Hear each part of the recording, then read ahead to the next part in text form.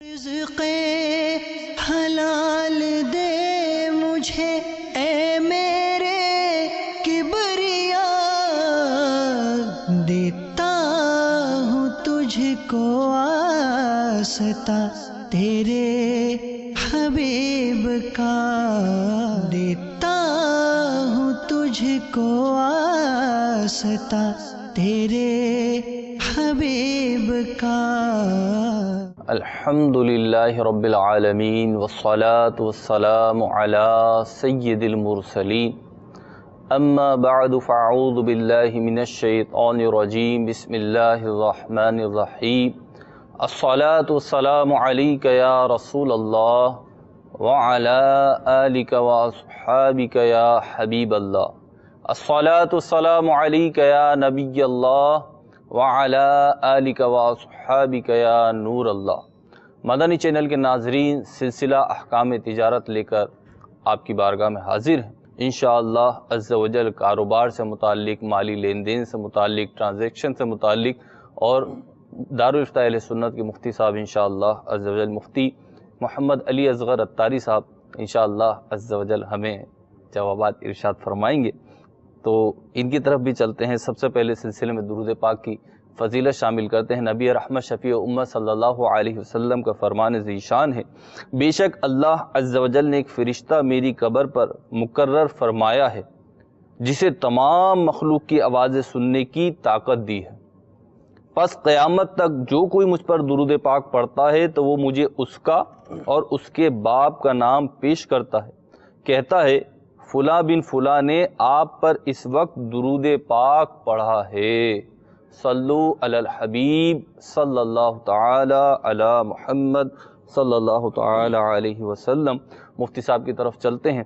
مفتی صاحب کو سلسلے میں خوش آمدید کہتے ہیں، اور اس کے ساتھ ہی ایک چیز یہ بھی عرض کرنا چاہوں گا مفتی صاحب کہ کاروبار کے حوالے سے ہمارا سلسلہ ہے، اس میں مختلف سوالات اور مختلف مارکیٹس لے کر ہم ڈسکشن کرتے ہیں، لیکن مجموعی طور پر اگر ہم دیکھیں تو کاروبار، کیونکہ آپ کی ایک فیلڈ ہے، اختصاص ہے، اس میں خاصہ ہے آپ کا، تو کاروبار کے حوالے سے سب سے زیادہ جو غلطی ہوتی ہو، جس پہ لوگ ملوث ہوتے ہوں تاجر، کیا سمجھتے ہیں آپ وہ کون سی غلطی ہے جو سب سے زیادہ ہوتی ہے، یا وہ کون سی غلطی جو سب سے بڑی غلطی تصور کی جا سکتی ہے؟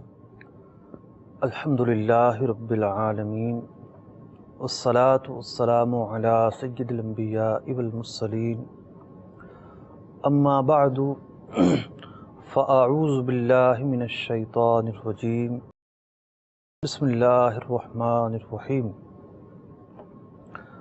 خاصہ کی تعریف علماء نے یہ کی ہے، یوجد فیہ ولا یوجد فی غیرہ، اور یہ تعریف ٹھیک ہے، لیکن میں اس کا مصداق نہیں ہوں۔ خاصہ کہتے ہیں ایسی چیز کو کہ جو بات ایک شخص میں پائی جائے دوسرے میں نہ پائی جائے۔ تجارت کے مسائل کوئی ہوا نہیں ہے، ہمارے سینکڑوں علماء جو ہے اس پر گفتگو کرتے ہیں، اس سے متعلق سوالات کے جوابات دیتے ہیں۔ یہ الگ بات ہے کہ ہم ایک سلسلہ لے کے چل رہے ہیں، کافی عرصے سے لے کے چل رہے ہیں، لیکن بہت سارے علماء جو ہیں وہ تجارت کے مسائل بیان کرتے ہیں، اور ویسے بھی جو مفتی ہے وہ کسی ایک شعبے کا مفتی نہیں ہوتا، بالکل وہ مفتی اسلام ہوتا ہے، اور دین اسلام کے تمام شعبہ جات سے متعلق دینی رہنمائی کرنا اس کی ذمہ داری ہوتی ہے۔ رہا آپ کا سوال کہ بہت سارے لوگ تجارت کرتے ہیں اور اس میں غلطیاں کرتے ہیں، کسی ایک غلطی کی طرف توجہ۔ تجارت کی غلطیاں تو بہت ساری ہیں، اور تجارت بعض اوقات انفرادی ہوتی ہے اور بعض اوقات جو ہے وہ مشترکہ طور پر ہوتی ہے۔ انفرادی تجارت کی بھی بہت ساری غلطیاں ہوتی ہیں، اور جب بندہ مشترکہ تجارت کرتا ہے، یعنی کسی کے ساتھ مل کر تجارت کرتا ہے، تو اس کی بھی بہت ساری غلطیاں ہوتی ہیں۔ ایک غلطی جو यूँ समझिए कि सूद तक ले जाती है, सूद तक, सूदी मामले तक, वो मुर्तकब उसका इर्तिकाब किया जाता है उस वक्त ख़ास तौर पर जब पार्टनरशिप के ज़रिए काम किया जा रहा हो। अच्छा। तो बहुत सारी गलत हैं। आज इसी एक नुक्ते की तरफ तवज्जो दिलाना चाहूँगा कि पार्टनरशिप के ज़रिए जब काम किया जाता है, इन्वेस्ट जब की जाती है और इन्वेस्ट के ज़रिए किसी के काम में शामिल हुआ जाता है, तो शरई रहनुमाई ना होने के सबब और शरई मसाइल से आगाही ना होने के सबब बंदा ये समझ रहा होता है कि उसने तिजारत की है, कारोबार किया है, लेकिन हकीकत में वो सूदी मामले का मतलब सूदी मामले से दो चार हो रहा होता है, सूदी मामले का मुर्तकिब हो रहा होता है, खालिसतन सूद की अदायगी हो रही होती है। अपने तौर पर वो ये समझ रहा होता है कि मैं कारोबारी डीलिंग कर रहा हूँ और दर हकीकत वो सूद बन चुका होता है। तो अब इन्वेस्ट के दो तरीके होते हैं। एक तरीका तो ये होता है कि दोनों अफराद का कुछ ना कुछ सरमाया शामिल है, ख़ास का जो रेशो है वो कम ज़्यादा है, ठीक, लेकिन दोनों का सरमाया है ज़रूर, ठीक। तो ऐसे तरीके को शिरकत कहते हैं। सही। अच्छा, शिरकत की एक सूरत ये होती है कि माल किसी ने नहीं मिलाया, लेकिन दोनों हुनरमंद हैं, सर्विस बेस पर काम करना चाहते हैं। अब सर्विस की नित नए तरीके ईजाद हो चुके हैं। किसी भी तरह की सर्विसेज का जो काम है, दो अफराद मिलकर करना चाहते हैं, उसमें थोड़े बहुत सरमाए की ज़रूरत इस हद तक पड़ती है कि ऑफिस का फर्नीचर लेना है या ज़रूरी मशीनरीज़ या आलात लेने हैं, कंप्यूटर वगैरह लेने हैं, लेकिन काम के लिए पैसा नहीं चाहिए होता। काम तो सर्विस बेस होता है। मिसाल के तौर पर स्टेट एजेंसी का काम है, दो शख्स मिलकर ऑफिस खोलकर बैठ जाते हैं, सही, और फिर यह है कि ये लोगों को सर्विस अंजाम देते हैं। अब दोनों को काम आता है, एक के बजाय दो मिलकर ऑफिस खोलते हैं, तो ये भी एक शिरकत है, लेकिन कैपिटल की यहाँ कोई हाजत नहीं है। सही। तो शिरकत की दो सूरतें मैंने बयान की, और भी हैं, लेकिन दूसरा जो मोड ऑफ ट्रेडिंग होता है दो अफराद के मिलकर काम करने का, वो ये होता है कि एक का पैसा है और एक की मेहनत है। पैसा वाला पैसा देकर फारिग हो जाता है और काम से उसे कोई सरोकार नहीं होता, ठीक, और काम करने वाला फिर अपने तरीके से काम करता है। सही। इस तरीक़ाकार को मुदारबत कहते हैं। सही। इन तमाम तरीक़ों के जो हैं वो अपने अपने मसाइल हैं, तफसीलात हैं। तो सबसे पहली बात तो ये है कि जो शख्स काम कर रहा है वो किस मूड पर काम कर रहा है, ठीक, फिर उस मूड के मुताबिक वो अपने तरीक़ाकार को समझे, जाने, उसकी तफसील हासिल करे। ये ना हो कि हलाल के बजाय वो हराम का मुर्तकिब करार पाए। मदनी चैनल के नाज़रीन की कॉल शामिल करते हैं सिलसिले में सल्लु अलल हबीब सल्लल्लाहु ताला अला मुहम्मद सल्लल्लाहु ताला अलैहि वसल्लम। जी, मेरा नाम मोहम्मद अशफाक कादरी, मैं मस्कत ओमान से बात कर रहा हूँ। जी, मेरा सवाल ये है कि मैंने इधर एक सलामी भाई हैं, उन्होंने मैंने थोड़ा पार्टनरशिप की है। उनकी पहले मोबाइल की दुकान थी, सामान वगैरह बेचते थे, तो मैंने भी कुछ पैसे उसमें साथ में शेयर कर दिए और मैंने कहा कि आप ऐसा करें, मेरे पैसों से जो सामान खरीदे उनसे जो फायदा होगा उसमें से कुछ मुझे दे दिए और कुछ खुद रख लीजिए। क्या ऐसा करना दुरुस्त है? थोड़ी रहनुमाई फरमा दीजिए और दुआओं में याद रखिए। अल्लाह ताला आपको बरकत अता फरमाए। अशफाक भाई, इंशाअल्लाह अज़्ज़ व जल आपका सवाल का जवाब मुफ्ती साहब से लेते हैं। हमारे पास दूसरी कॉल भी है, उसको भी शामिल सिलसिला करते हैं। सल्लु अलल हबीब सल्लल्लाहु ताला अला मुहम्मद सल्लल्लाहु अलैहि वसल्लम। फारूक नगर लाड़काना से अर्ज कर रहा हूँ, अब्दुल माजिद नाम है। वो शेयर्स लेना कैसा है, ये जरा फरमा दीजिए। शेयर्स का काम करना कैसा है, जो हमें मिलते हैं और उसको अपन यूज करते हैं अपने आम कारोबार के अंदर, ये जरा इरशाद फरमा दीजिए। फारूक भाई, आपको भी इंशाअल्लाह अज़्ज़ व जल मुफ्ती साहब से आपके सवाल का जवाब लेते हैं। जी मुफ्ती साहब, अशफाक भाई मस्कत से थे हमारे। इन्होंने एक चलते हुए काम में जी इन्वेस्ट की है। ठीक। चलते हुए काम में इन्वेस्ट करने की बहुत सारी ख़राबियां हैं। अच्छा। लेकिन इन्होंने जो तरीका इख्तियार किया है, शायद उस जो ख़राबियां बयान की जाती हैं वो इनके सामने हैं। ठीक। اس لیے انہوں نے یہ طریقہ اختیار کیا ہے کہ اس شخص کا جو پورا کام ہے وہ جس طرح بھی چل رہا ہے، انہیں اس سے کوئی سروکار نہیں ہے۔ صحیح ہے۔ یہ چاہتے ہیں کہ ان کے پیسوں سے جو موبائل خریدے جائیں ٹھیک ہے، ان کا حساب الگ رکھا جائے، صحیح، اور اس میں کچھ وہ لے لیں کچھ یہ لے لیں۔ ٹھیک، اگر تو انہوں نے یہ طے ویسے نہیں کیا، خلاصہ کرنے کے لیے بات کہی ہے تو ٹھیک ہے، ٹھیک ہے، ورنہ ویسے یہ بات غلط ہے۔ اچھا، یعنی ہونا ہی چاہیے کہ جب نفع کی بات ہو تو نفع متعین ہونا چاہیے، پرسنٹیج طے کر لیں، یعنی پرسنٹیج طے ہو، فگر طے نہ ہو۔ ٹھیک۔ یعنی کہ جناب 2000 مجھے دے دینا، باقی آپ رکھ لینا۔ یہ بھی ہوتا ہے نا مفتی صاحب کہ کر لیں گے جو مناسب ہو وہ کر لینا، یہ کرایہ وغیرہ میں بھی اکثر ایسی یہ بھی باتیں غلط ہوتی ہے، ایسا بھی نہیں ہو سکتا۔ یعنی نفع کا تناسب طے کرنا ضروری ہے، نفع طے کرنا ضروری ہے، اس کا تناسب طے کرنا چاہے ضروری ہے۔ کاروباری ڈیلنگ کتنے ہی بااعتماد آدمی کے ساتھ ہم کر رہے ہیں۔ جی ہاں، اور اس کا فگر میں نہ ہونا ضروری ہے، ٹھیک، یعنی اعداد میں نہ ہو کہ اتنے ہزار، اتنے سو، آپ کے اتنے میرے، ٹھیک ہے، بلکہ تناسب کے اندر ہو، یعنی فیصد کے اندر ہو۔ ٹھیک، تو اب اگر انہوں نے واقعتاً نفع طے کر لیا، اگر نہیں کیا تو اب کر لیں، دوبارہ سے اثر انہوں کام شروع کیا جا ٹھیک سکتا ہے۔ اور پھر اس شخص پر لازم ہے کہ ان کی جو لاٹ ہے اس کا حساب الگ رکھے۔ ٹھیک، اب موبائل چونکہ ایک قیمتی اور مہنگا آئٹم ہے، ٹھیک ہے، مطلب ایک آئٹم وہ ہوتا ہے جو کریانے کی دکان میں بھی ہوتا ہے، ٹھیک، یا ماچس کی ڈبیا سے لے کر اور بہت ساری چیزیں ہوتی ہیں، تو جی، ان میں ہر آئٹم کا حساب رکھنا قدرے مشکل ہوتا ہے۔ صحیح، تو موبائل ایک بڑا آئٹم ہے، جی، تو لکھا جا سکتا ہے جی فلاں فلاں فلاں کمپنی کے میں نے یہ اتنے چیزیں خریدی ان کے پیسوں سے، اب جب وہ بک جائیں تو آگے لکھ دے کہ اتنے کے بکے ہیں۔ پھر جو اخراجات ہیں وہ اس کے اندر شامل کر لیں، اخراجات کس تناسب سے شامل کرنے ہیں اس کا بھی یہ کوئی فارمولہ پہلے ہی طے کر لیں۔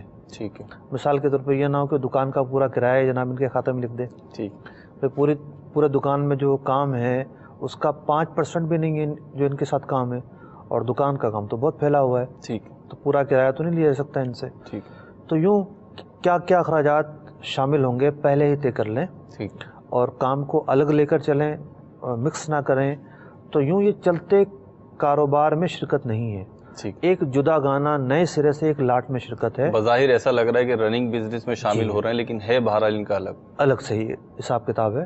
تو اگر ایسا ہے تو کوئی حرج نہیں ہے۔ ٹھیک ہے۔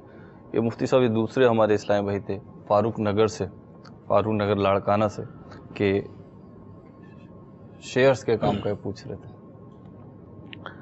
شیئرز کے کام کے حوالے سے ایک اسلام بھائی کو ذمہ داری تو دی تھی میں نے، لیکن وہ کام کہیں پائپ لائن میں رہ گیا۔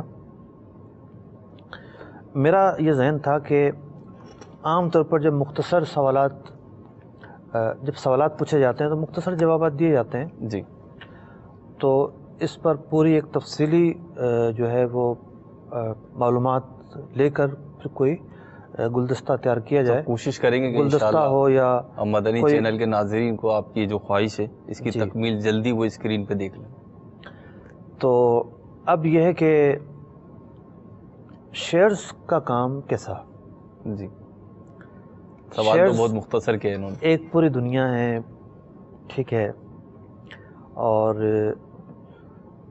ایک اس کا وہ فیس ہے جو ہمیں باہر سے نظر آتا ہے، ٹھیک، کہ کوئی شخص جو ہے وہ کسی کمپنی کے چند شیئرز خرید کر لے آتا ہے، ایک فیس تو اس کا یہ ہے۔ ٹھیک، ایک بیہائنڈ دا اسکرین جو منظر ہے وہ ایک جدا گانا منظر ہے، الگ دنیا ہے۔ الگ دنیا ہے۔ تو تحقیق یہی ہوتی ہے کہ جو بکھری ہوئی اکائیاں ہیں ان کو جمع کر کے جو صورت سامنے آ رہی ہے وہ صورت آئینے کی طرح دکھا دی جائے صحیح، کہ بھئی یہ ہے اصل صورت۔ ٹھیک، اب جو ہم نے معلومات کی وہ معلومات یہ نکلیں کہ ایک تو جو طریقہ کار ہے اس کا وہ یہ ہے کہ کچھ بروکر ہاؤس قائم ہوتے ہیں، ٹھیک، اور یہاں باب المدینہ میں جو یہ نظام ہے تقریباً 200 بروکر ہاؤس ہیں۔ جی، ان بروکر ہاؤس سے جدا کوئی شخص کام نہیں کر سکتا۔ جی، اب وہ بروکر ہاؤس کے بارے میں 2 قسم کی رائے سامنے آئی. بعض نے کہا کہ وہ باؤنڈ ہیں ہر قسم کی کمپنی کا شیئر انہوں نے بیچنا ہے. ٹھیک. اور بعض نے کہا کہ نہیں، ان کے اختیار پر ہوتا ہے کہ وہ جس کمپنی کا بیچیں اور جس کمپنی کا نہ بیچیں. صحیح. اب ہر قسم کی کمپنی تو یہ بھی ایک وہ ہے اچنبے کی بات ہے. جو میری معلومات ہیں، اگر غلط ہیں تو کوئی تصحیح کر سکتا ہے، کہ پاکستان میں شراب کی کمپنی بھی لسٹڈ ہے. جی. لسٹڈ ہے اور اس کے شیئر بھی بکتے ہیں، اور اگر بروکر ہاؤس والوں کو بیچنا پڑتا ہے تو وہ بیچنے کے پابند ہیں. یعنی وہ باؤنڈ ہے تو اگر وہ باؤنڈ ہیں تو ٹھیک ان کو بیچنا ہوگا. پھر ایک تو وہ ہے نا کہ لوگ خرید رہے ہیں. جی. سمپل طریقہ ہے، پیسے لے کر گئے اور خرید لیا. ٹھیک. یا پیسے نہیں لے کے جانے پڑتے، بلکہ اکاؤنٹ جو ہے وہ کھلوانا پڑتا ہے ان کو. ٹھیک. ایک الگ سے اکاؤنٹ ہوتا ہے جو وہیں کھلتا ہے، اور اس میں یہ گنجائش ہوتی ہے کہ اگر آپ کے پاس مثلاً 50,000 ہیں تو آپ 50,000 سے زیادہ کے ایک حد ہوتی ہے، اتنی لمٹ تک کے شیئرز خرید سکتے ہیں. ٹھیک. اب لوگ مارکیٹ کی تیزی کو دیکھتے ہوئے اپنی جو رقم ہے جمع شدہ اس سے زیادہ مقدار میں خریدتے ہیں. جی. اب جب اس سے زیادہ مقدار میں خریدتے ہیں تو 2 راستے ہوتے ہیں ان کے پاس، یا تو شاید 2 دن ہوتے ہیں ان کے پاس جی. پیمنٹ 2 دن ادا کرنے کے لیے، یا تو یہ ہوتا ہے کہ وہ اسی دوران بیچ دیں. ٹھیک. پیمنٹ کرنے سے پہلے ہی بیچ دیں، اور بیچنے کے نتیجے میں یہ ہوگا کہ ریپلیس ہو جائے گا ان کا جو حساب کتاب ہے. جی. دوسری صورت یہ نکلے گی کہ نہیں بیچا، پیسے ڈیو ہیں، یا تو اپنے اکاؤنٹ میں پیسے ڈال لیں. ٹھیک ہے. پیسے نہیں ڈالتے تو بروکر ہاؤس والے کہتے ہیں ٹھیک ہے ہم پیسہ دے دیتے ہیں آپ کو. ٹھیک. ادھار دے دیتے ہیں. قرض دے دیتے ہیں. ٹھیک. ہم سے قرضہ لے لیں. اب وہ قرضہ دے دیتے ہیں. صحیح. اور جو بھی شرح سود کا تناسب عام بینکوں میں چل رہا ہوتا ہے، اس تناسب سے بھی 2-4% زیادہ پر ڈے یا پر ویک کے حساب سے چارج کیا جاتا ہے سود. اور سنا ہے کہ دوپہر کے بعد پھر عام بینک والے آ جاتے ہیں کہ جو لوگ لاکھوں کروڑوں کے شیئرز ادھار میں خریدتے ہیں ان کو وہ آفر کرتے ہیں کہ بھئی جس کے پاس پیسے نہیں ہم بیٹھے ہوئے ہم سے لے لو. ٹھیک. تو یوں کروڑا کروڑ کا قرضہ لیا جاتا ہے روزانہ، اور روزانہ سود کی مد میں نہ جانے کتنا اماؤنٹ لوگوں کے اوپر بنتا ہے. ٹھیک. تو یہ ایک قابل افسوس پہلو ہے، اور اس پہلو پر لکھا بھی نہیں گیا. مطلب جب لوگ آ کے تفصیلات بتاتے ہیں، علماء کے سامنے تفصیلات آتی ہیں، تو میں نے نہیں پڑھا کسی کتاب میں شیئرز پر لکھنے والے کسی نے اتنی تفصیل کے ساتھ اس طرف بھی لوگوں کی توجہ دلائی ہو.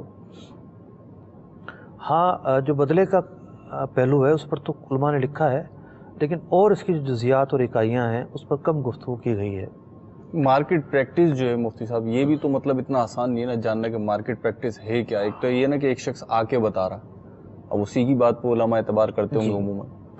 پھر یہ ہے کہ جو پروڈکٹس ہیں، یعنی شیئرز کسی نہ کسی پروڈکٹ کے ہوتے ہیں، کمپنی کے ہوتے ہیں، تو بذات خود شیئر بنا کر کام کرنا کوئی گناہ کی بات نہیں ہے. صحیح. یہ ماڈل شریعت سے نہیں ٹکراتا.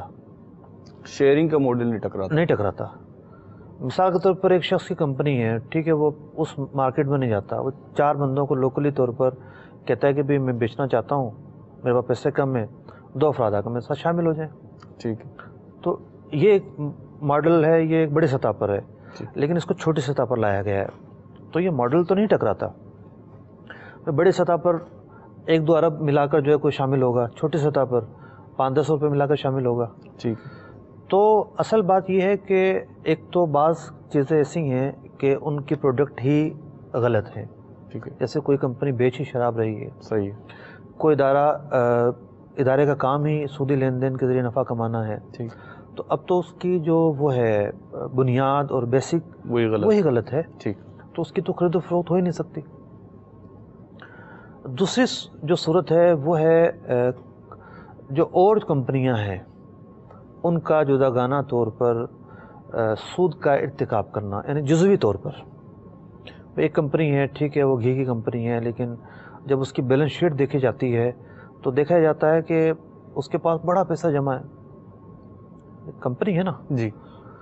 تو یہ جو فلسفہ معاشیات ہے شیئرز کے حوالے سے، یہ اس بات کو باؤنڈ کرتا ہے کہ جب کمپنی بن گئی تو اب ایک شخص جو ہے نا وہ آزاد نہیں ہے، باؤنڈ ہو گیا وہ. اور ویسے بھی آپ نے دیکھا ہوگا پرائیویٹ لمیٹڈ کمپنی کہا جاتا ہے. جی. وہ باؤنڈ ہو گیا.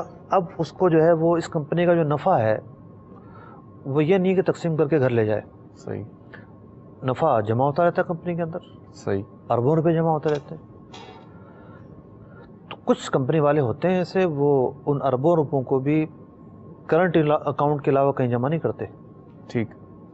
لیکن بہت سارے لوگ یہ سوچتے ہیں کہ 1 ارب روپیہ ہے، اگر سودی اکاؤنٹ میں ڈالا جائے تو مہینے کے اتنے لاکھ روپے نفع ہوگا. صحیح. تو اب جو نفع دیا جا رہا ہوتا ہے لوگوں کو، اس میں کمپنی کی بچت کا ایک وہ حصہ ہوتا ہے جو بینکوں میں پڑا ہوتا ہے، سودی اکاؤنٹوں میں پڑا ہوتا ہے، اور ان کا نفع بھی انہیں مل رہا ہوتا ہے. پھر اور بھی اس میں جداگانہ بحثیں ہیں. تو خلاصہ یہ ہے کہ یہ کام بڑا ہی جو ہے نا وہ پر خطر ہے. کلیتاً اس کو یعنی ایسا نہیں کہا جا سکتا کہ اس میں کوئی پہلو ہی نہیں ہے جواز کا. ٹھیک ہے. جائز ہونے کی کوئی صورت ہی نہیں ہے. صحیح. ایسی صورتیں ممکن ہو سکتی ہیں. ٹھیک ہے. لیکن جو غالب وہ ہے اس کا چلن ہے، جو غالب اس کا طریقہ کار ہے، وہ شرعی خرابیوں سے پاک نہیں ہے. اللہ عز و جل ہمیں شریعت کے بتائے ہوئے طریقے کے مطابق تمام لین دین اور کاروبار کرنے کی توفیق عطا فرمائے. اور مفتی صاحب نے جیسے فرمایا کہ شیئرز کے اوپر باقاعدہ کام کرنے کا ارادہ ہے اور مفتی صاحب نے یہ کام دیا ہوا ہے، تو ہم کوشش کریں گے کہ جلد از جلد وہ کام بھی آپ تک پہنچے، تاکہ اس کے ذریعے بہت جو مفتی صاحب نے خاکہ بنایا ہے تو اس کے ذریعے بہت سارے شبہات اور بہت سارے سوالات کے جوابات اس دائرہ کار میں آ جائیں گے. تو ہمارے پاس مدنی چینل کے ناظرین کی کچھ اور کالز بھی ہیں، تو جو کالز ہیں ہمارے پاس 3-4 جو بھی ہیں ابھی وہ چلا دیجیے، کم از کم 4 کالز کنٹینیو دے دیجیے. صلو علی الحبیب صلی اللہ تعالی علی محمد صلی اللہ علیہ وسلم. عرب شریف کے شہر حائل سے محمد صدام اطاری عرض کر رہا ہوں. میرا سوال یہ ہے کہ اگر ایک شخص کے پاس گاڑی ہے اور وہ ایک اور شخص اس کے ساتھ آ جاتا ہے کہ ہم دونوں مل کے کام کریں گے، اور جو جس کی گاڑی ہے وہ بولتا ہے کہ میں 2 حصے لوں گا اور 1 حصہ آپ کا، اور جو گاڑی کے پیٹرول وغیرہ جو اخراجات ہوں گے وہ سب گاڑی والے کے ہوں گے، کیا یہ شرکت جائز ہے؟ ٹھیک ہے صدام بھائی، آپ کو جواب دیتے ہیں انشاءاللہ عز و جل. ایک اور کال دیجیے گا.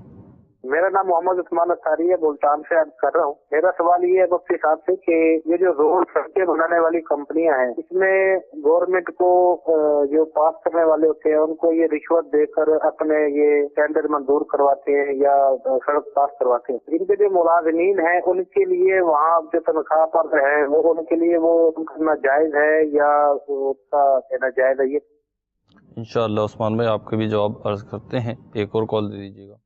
میں محسن بات کر رہا ہوں خانوال سے. میرا سوال یہ ہے، میرا تایا فوت ہوا ہے، اس کے چھوٹے چھوٹے بچے 5 بچے ہیں، تو ہم نے لاکھ روپے دیے شاپ پہ، ہمیں 7,000 روپے دیتے ہیں، کیا یہ سود تو نہیں ہے؟ یہ سوال ہے. محسن بھائی آپ کے سوال کا جواب بھی انشاءاللہ شامل سلسلہ کرتے ہیں. ایک اور کال دے دیجیے گا.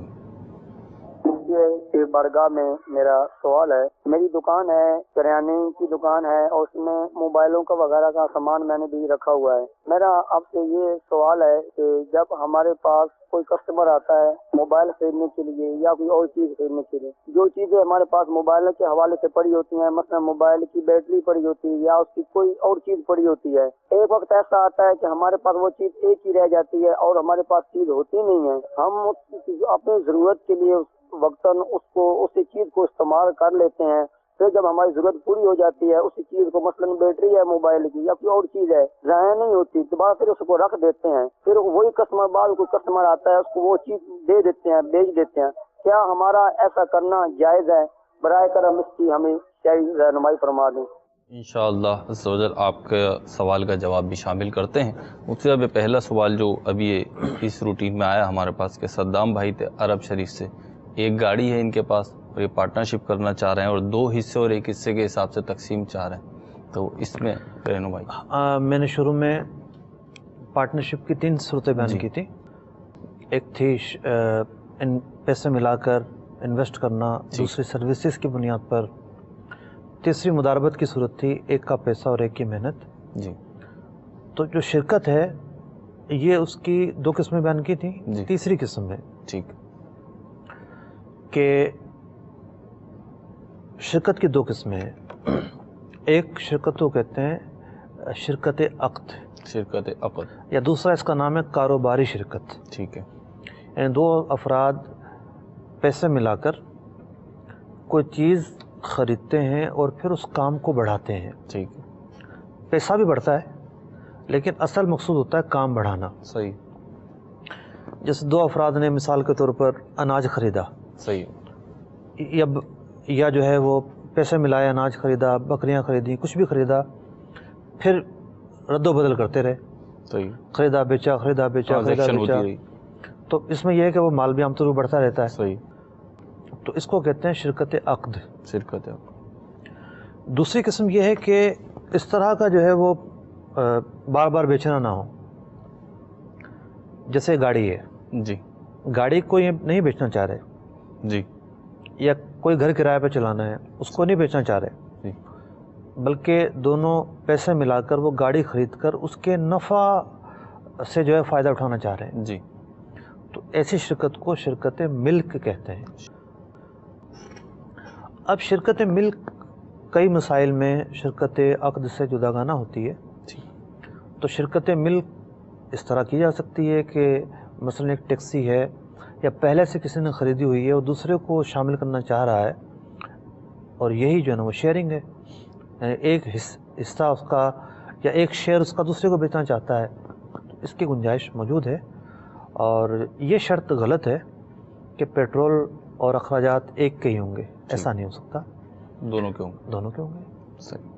یہ دوسرا سوال تھا مفتی صاحب ہمارے پاس عثمان بھائی کا کہ جو کمپنیاں گورنمنٹ ٹینڈر کے تھرو جو ہے اپنا کام چلاتی ہیں، کام لیتی ہیں، ٹھیکے لیتی ہیں، تو وہ ٹینڈر حاصل کرنے کے لیے رشوت وغیرہ دیتی ہیں، تو ان کمپنیز میں کام کرنے والے افراد کا اس کمپنی سے اپنی محنت پر اجرت لینے کے بارے میں کام کرنے کے تعلق سے اس طرح کا جو سوال جب کیا گیا ہے، جب ایسا پس منظر ہو تو بطور خاص 2 چیزیں دیکھنی چاہیے۔ ٹھیک، کہ جو کام سپرد کیا گیا ہے وہ کام کرنا جائز ہے یا نہیں۔ ٹھیک، پہلی بار مثال کے طور پر کسی کو کہا گیا کہ تمہارا کام یہ ہے کہ شراب کی بوتلیں یہاں سے وہاں پہنچانی ہیں۔ صحیح، اب وہ شراب کی جو بوتلیں ہیں اس کو یہاں سے وہاں پہنچانے کا کام حرام کام پر معاونت ہے، صحیح، تو یہ کام اصلاً جائز ہو ہی نہیں سکتا۔ ٹھیک ہے، ان لوگوں کا جو کام ہے اس نوعیت کا نہیں ہے، صحیح، اس میں کوئی انجینئر ہوگا، کوئی مزدور ہوگا، کوئی مستری ہوگا، کوئی لوڈنگ کرنے والا ہوگا، اور روڈ بنانے کا کام ہے، ٹھیک، تو نفس کام جو ہے وہ جائز ہے، صحیح، اس میں کوئی شرعی خرابی نہیں ہے۔ ٹھیک، دوسری چیز جو مد نظر رکھنی چاہیے وہ یہ کہ ان کو حرام سے تنخواہ نہ دی جاتی ہو، یہ ملازمین یہ دیکھیں۔ یہ دیکھیں۔ اب ہوتا یہ ہے کہ ایک شخص کے کئی کام ہوتے ہیں، ان کے ٹھیکیدار ہیں، ان کے کئی ٹھیکے ہوں گے، یہ جو ہے وہ ٹھیکیداری کا نظام بھی کر رہے ہوں گے، کوئی اور کام بھی کر رہے ہوں گے، صحیح، تو اس طرح بہت سارے لوگوں کے یا کمپنیوں کے بہت سارے کام ہوتے ہیں۔ ٹھیک، اب تنخواہ جو ملی ہے یہ کن پیسوں سے ملی ہے متعین نہیں ہوتا، ٹھیک ہے، تو جب متعین نہیں ہے کہ ان کی جو تنخواہ ہے وہ کس مد سے انہیں دی گئی ہے، ٹھیک، پیسے کہاں سے آئے ہیں، ٹھیک ہے، تب بھی ان پر کوئی الزام نہیں ہے۔ صحیح، اور جو خاص ان کا سوال ہے، یہاں ٹھیکیدار رشوت دے رہا ہے، جی، لے نہیں رہا، لے نہیں رہا، یعنی اس نے رشوت دی ہے، ٹھیک، رشوت لی نہیں ہے۔ ہاں یہ الگ بات ہے کہ اس نے جو معاہدہ کیا، مثال کے طور پر اس نے معاہدہ کیا کہ میں اس معیار کا روڈ بنا کر دوں گا، صحیح، اور اس روڈ کی لاگت ہے مثال کے طور پر 1 کروڑ روپیہ، ٹھیک، اور وہ لاگت بتا کر اس نے 1.25 کروڑ روپے کا ٹھیکہ لیا ٹھیک، کہ بھئی میں 25 لاکھ روپے کماؤں گا، ٹھیک، 1 کروڑ روپے میں یہ تیار ہوگا، اس طرح کا جو مٹیریل ہے۔ اب اس نے مٹیریل ناقص استعمال کیا ٹھیک ہے، اور وہ روڈ اس نے 50 لاکھ روپے میں بمشکل لگائے ہوں گے، تیار کر کے رشوت کھلا کے اوکے کروا لیا۔ ٹھیک ہے، اب یہاں آدھا کام صحیح ہوا ہے اور آدھا غلط ہوا ہے، یعنی جو اس نے 50 لاکھ سرمایہ تک کا جو کام کیا ہے جی، اس کا نفع تو حلال ہوگا، ٹھیک ہے، لیکن 50 لاکھ کا کام کر کے 1 کروڑ روپے کا شو کر کے جو اس نے ڈبل کمایا ہے، جی، وہ جو آمدنی ہے آدھی وہ حرام کی آمدنی ہے۔ تو اب یہاں بھی 2 طرح کی آمدنیاں ہیں، حلال، متعین نہیں ہے ٹھیک، کہ کس طرح کی انہیں جو تنخواہ مل رہی ہے وہ کس مد سے مل رہی ہے، صحیح، تو اب بھی ان پر الزام نہیں ہے۔ صحیح، تو یوں ان 2 چیزوں کو بطور خاص دیکھا جائے، اور اگر یہ 2 چیزیں کلیئر ہیں اور ان میں کوئی چیز متعین نہیں ہے تو پھر یہ کام کر سکتے ہیں، ان کا کام کرنا جائز ہے۔ اچھا مفتی صاحب، یہ جو آپ فرمائے کہ جو حلال اور حرام ہے، تو یہ تو معلوم کرنا بھی اتنا آسان نہیں ہوتا ہے اتنی بڑی جگہ پہ جا کے کہ بھئی یہ جو مجھے تنخواہ مل رہی ہے 10,000 20,000 50,000 یہ کون سی آمدنی سے دی جا رہی ہے، تو معلوم کرنا بھی دشوار ہوتا ہے۔ دیکھیں بعض اوقات یہ ہوتا ہے کہ کام تو حلال ہوتا ہے ٹھیک ہے، لیکن آمدنی ساری کی ساری حرام ہوتی ہے، ایسی صورت ممکن ہے۔ ٹھیک، تو اب جو ساری کی ساری آمدنی ہے اگر وہ حرام ہے تو متعین ہوگی کہ حرام آمدنی ہے۔ صحیح، اگرچہ کہ اس میں بھی اب تفصیل ہے کہ جو نوٹ آیا ہے وہ وہی آیا ہے، بدل کر آیا ہے، کس طرح آیا ہے، تفصیل ہو سکتی ہے، لیکن اگر ایسی صورت ہے کہ مکس ہے، لیکن ہاں زیادہ تر صورتیں یہ ہوتی ہیں کہ مکس ہوتی ہیں، مطلب جب ایک کام خود جائز ہے تو پھر خرابی آ رہی ہوتی ہے اوپر اس کے طریقہ کار پر، تو بعض طریقے جائز ہوتے ہیں، بعض طریقے ناجائز ہوتے ہیں، جائز طریقوں سے آمدنی حلال ہوتی ہے، ناجائز طریقوں سے آمدنی حرام ہوتی ہے، تو یوں دونوں مکس چل رہے ہوتے ہیں بعض اوقات، ٹھیک، یہ متعین نہیں ہو پاتے تو جو ملازمین ہیں ان کے لیے گنجائش کا پہلو باقی رہتا ہے۔ ٹھیک ہے عثمان بھائی، امید ہے کہ آپ کو اطمینان بخش جواب مل گیا ہے۔ ہمارے محسن بھائی تھے خانیوال سے، تو یہ جو سوال تھا ان کا، یہ تو دیکھیں انہوں نے جو سوال بیان کیا ہے 1 لاکھ روپے کسی دکاندار کو دے دیے ہیں اور ہر مہینے فکس 7,000 روپے آتے ہیں، تو یہ تو ایک سودی طریقہ کار ہے، پوچھا بھی انہوں نے یہ، کاروباری موڈ تو نہیں ہے یہ۔ ٹھیک، تو انہوں نے جو رقم دی ہے وہ قرضہ ہے، اور جو منافع مل رہا ہے وہ سود ہے، کیونکہ کاروبار کے اندر رقم کبھی بھی فکس نہیں ہوتی۔ یہ بھی نہ کریں کہ کبھی اس سے کہیں اپنا 7.25 دے دیا کرو، کبھی 7.25۔ یہ بہت سے لوگ یہ کہتے ہیں کہ ہم نے فکس نہیں کی، یہ بھی نہیں، یہ بھی فکس ہی ہے۔ اصل چیز ہے کاروبار کے اندر شرکت ہو، کاروبار کا حساب کتاب ہو، اور اس حساب کتاب سے ان کو نفع دیا جائے۔ اب دکاندار یہ کہے گا کہ میرا تو لاکھوں لاکھ کا کام ہے، میں نے تو ان کی مدد کرنا چاہیے، اس 1 لاکھ روپے سے میں کیسے حساب رکھوں، میں تو باؤنڈ ہو جاؤں گا، میرے تو کام ہی نہیں چل سکیں گے۔ تو پہلی بات تو یہ ہے کہ اسے کیا ضرورت ہے 1 لاکھ روپے لینے کا، 7,000 روپے دے رہا ہے، تو اگر یتیم بچے ہیں 1 لاکھ روپے واپس کر دے، اور 1 لاکھ روپے واپس کر کے 7,000 کی جگہ 5,000 روپے دے دیا کریں انہیں، احسان کے طور پر، بھلائی کے طور پر، نیکی کا کام ہے۔ اگر یہ بھی نہیں کرنا چاہتا ہے، اس کی گنجائش نہیں ہے، سامنے والوں کا ضمیر جو ہے نا وہ نہیں مانے گا یا ان کی مروت نہیں مانے گی، تو پھر دوسرا طریقہ یہ ہے کہ کسی ایک لاٹ میں انہیں شامل کر لے۔